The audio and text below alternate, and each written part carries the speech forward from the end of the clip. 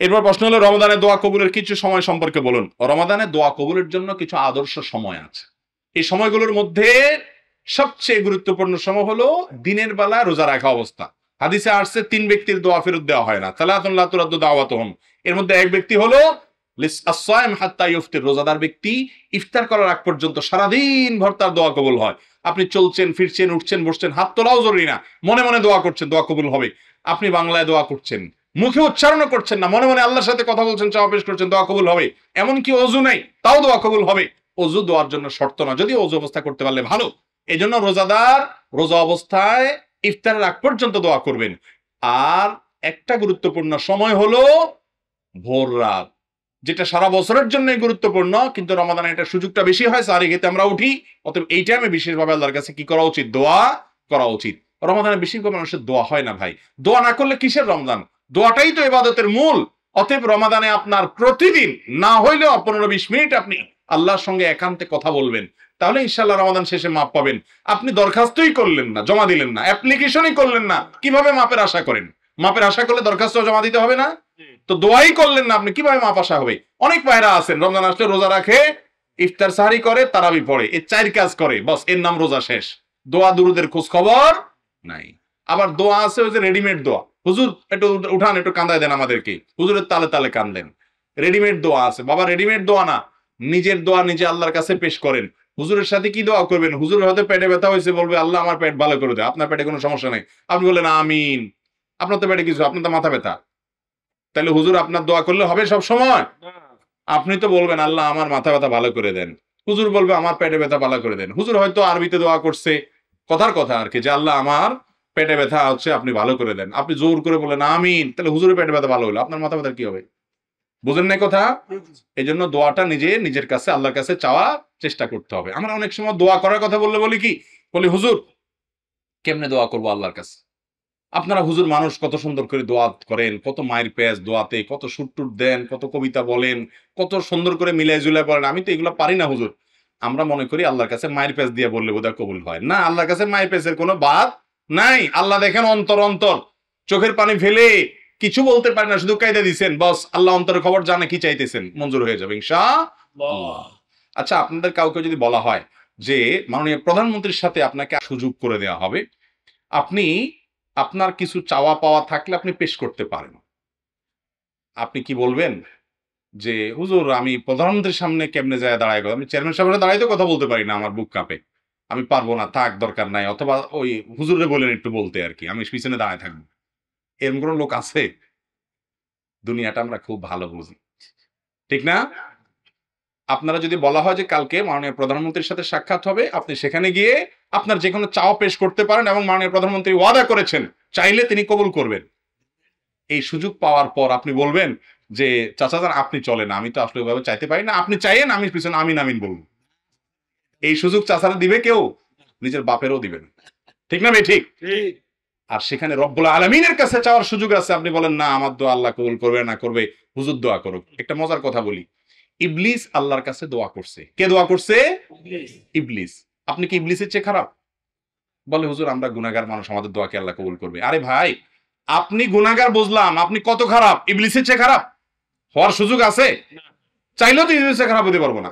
এই ইবলিস আল্লাহর কাছে দোয়া করছে কখন?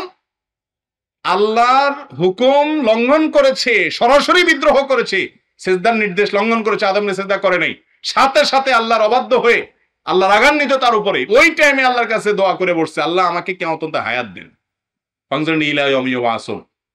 আল্লাহ আবার সে দোয়ার সাথে সাথে কবুলও করছে, যাও তোমাকে কিয়ামত হায়াত দিলাম। আছে না নাই কোরআনে?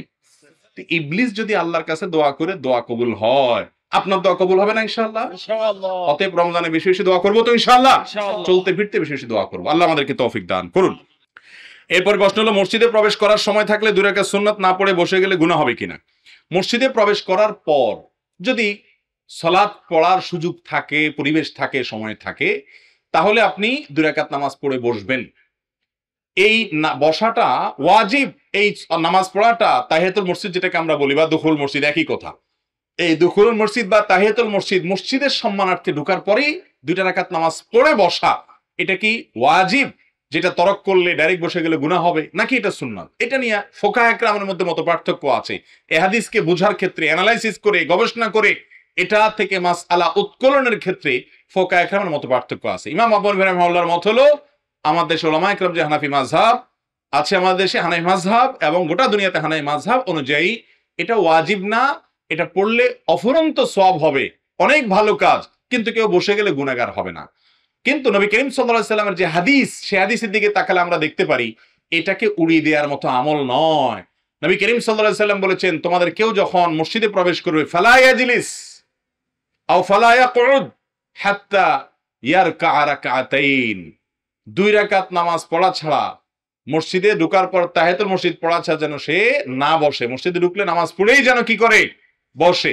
অনেক উলামা কেরাম বলছেন চেয়ারে কেউ বসলে সেটা এক্সেপশন, আবার অনেকে বলছেন না চেয়ারে বসলেও বসা, 2 রাকাত পড়ে তারপরে কি করবে, বসবে। তো এই জন্য নবী সাল্লাল্লাহু আলাইহি সাল্লাম নিষেধ করেছেন যেন না পড়ে, ওই 2 রাকাত নামাজ না পড়ে যেন না বসে। অতএব এটাকে গুরুত্ব দেওয়া উচিত। আমাদের সমাজে কোনো গুরুত্ব আমরা এটাকে দেই না, এটা খুব গুরুত্বের সাথে দেখা উচিত। শুধু তাই নয়, একবার নয় একাধিকবার এরকম হয়েছে, নবী করিম সাল্লাল্লাহু আলাইহি সাল্লাম মসজিদে একজন ঢুকেছে, বসে গেছে পট করে ঢুকে, নবীজি দাঁড় করায় দিয়েছেন, বলছেন তুমি 2 রাকাত নামাজ পড়ছো মসজিদে ঢুকার? বলেন না পড়ি নাই। বলে দাঁড়াও, ওই 2 রাকাত পড়ো তারপরে বসো। কত গুরুত্বপূর্ণ হলে এটা করেন। আর আমাদের সমাজে এটার কোনো গুরুত্ব তেমন, মসজিদে ঢুকছেন 2 রাকাত নামাজ পড়বেন তারপরে এবার আপনি বসেন, অসুবিধা নাই। আর যদি আপনি না বসেন, ডাইরেক্ট নামাজ শুরু হয়ে গেছে ফরজ জামাত, তাহলে তো কোনো কথা নাই, আর ওইটা পড়া লাগবে না। মৃত মা বাবা দুইজনের নামে একসাথে উমরা করা যাবে কিনা? মৃত ব্যক্তির তরফ থেকে উমরা করা যায়, হজও করা যায়। এক সাহাবী নবী করিম সাল্লাল্লাহু আলাইহি ওয়াসাল্লামের কাছে জিজ্ঞাসা করেছেন, ইয়া রাসূলুল্লাহ, আমার মা সমতনার মা মারা গেছিলেন, ও যে আফা আহজ্জু আনহা, আমি কি তার পক্ষ থেকে হজ করতে পারি, উমরা করতে পারি? অন্য বর্ণনা আসছে, উমরা কথাও বিভিন্ন বর্ণনা থেকে সাবিত হয়েছে। তো নবী করিম সাল্লাল্লাহু আলাইহি ওয়াসাল্লাম বলেছেন নাম, করতে পারো, এটা করতে পারেন, কিন্তু একই উমরা দুইজনের তরফ থেকে না। এক উমরা কয়জনের তরফ থেকে হবে? একজনের তরফ থেকে। অন্যজনের জন্য দোয়া করবেন, তওয়াফ করে বিভিন্ন সময় আল্লাহর কাছে দোয়া করবেন, একজনের জন্য উমরা করবেন, আবার আল্লাহ যখন তৌফিক দিবেন আরেকজনের তরফ থেকে কি করবেন, উমরা করবেন। কিন্তু নিজেরটা আগে করবেন, তারপরে তাদের তরফ থেকে করবেন। আমি সিঙ্গাপুর যাব, ওইখানে ধারে কাছে কোনো মসজিদ নাই, এক্ষেত্রে জুমার নামাজের ক্ষেত্রে আমার করণীয় কি? যে জায়গায় গেলে জুমা পড়তে পারবেন না, আশেপাশে কোথাও মসজিদ নাই, মুসলমানও নাই, অথবা যেখানে চাকরি করলে কোম্পানি নামাজ পড়ার ছুটিই দিবে না, সেখানে চাকরি করাই আপনার জন্য জায়েজ। মুসলমান নামাজই যদি পড়তে না পারে, তাহলে তার চাকরির পয়সা দিয়ে কি করবে? আপনাকে আমি একটা চাকরি দিলাম, চাকরি দিয়া বললাম ভাই আসেন আপনার চাকরি দিচ্ছি, 5 লাখ টাকা মাসে স্যালারি পাবেন, তবে আপনি ডিউটি যখন করবেন তখন আপনি নিঃশ্বাস নিতে পারবেন না, নিঃশ্বাস আটকে রাখবেন, আপনি চাকরি করবেন? জীবনে যদি না থাকে টাকা দিয়ে কি করব আমি, ঠিক না? মুসলমানের কাছে নামাজটা এরকম। আমার নামাজে যদি, ফরজ নামাজ যদি পড়তে না পারে, যে ইমানই চলে যায়, তাহলে চাকরি আর বেতন দিয়ে কি করবো? অতএব এই বিষয়টা মাথায় রেখে প্রবাসে যাবেন। আপনি সিঙ্গাপুর যান আর যেখানে যান, আপনাকে এটা মাথায় রাখতে হবে। তবে হ্যাঁ, আপনি যেখানে গেছেন সেখানে মসজিদ নাই, 3-4 জন মুসলমান আছেন, আপনারা একজন আজান দিয়া ইমামতি করে জুমার নামাজ পড়তে পারেন। জুমার নামাজ পড়ার জন্য যে এক গাদা মানুষ লাগে এমন কোনো কথা নাই, লম্বা জুব্বালা হুজুর লাগবে এমন কোনো কথা নাই। আপনারা নিজেরা একজন কি করবেন, ইমামতি করবেন, খুতবা দিবেন, খুতবাতে কোরআন আয়াত পড়বেন এবং তাসবিহ পেশ করবেন, বাস খুতবা হয়ে গেল। একবারে সংক্ষিপ্ত হয়ে যেতে পারে, আপনি শুধু কোরআন আয়াত, আল্লাহর প্রশংসা, তাসবিহ, আলহামদুলিল্লাহ রাব্বিল আলামিন পড়লেন, 1-2 আয়াত পড়লেন, তাতেও খুতবার যে দায়িত্ব সেটা আদায় হয়ে যাবে। কিন্তু আপনাকে জুমা পড়তে হবে, হোক সেটা কয়েকজন মিলে।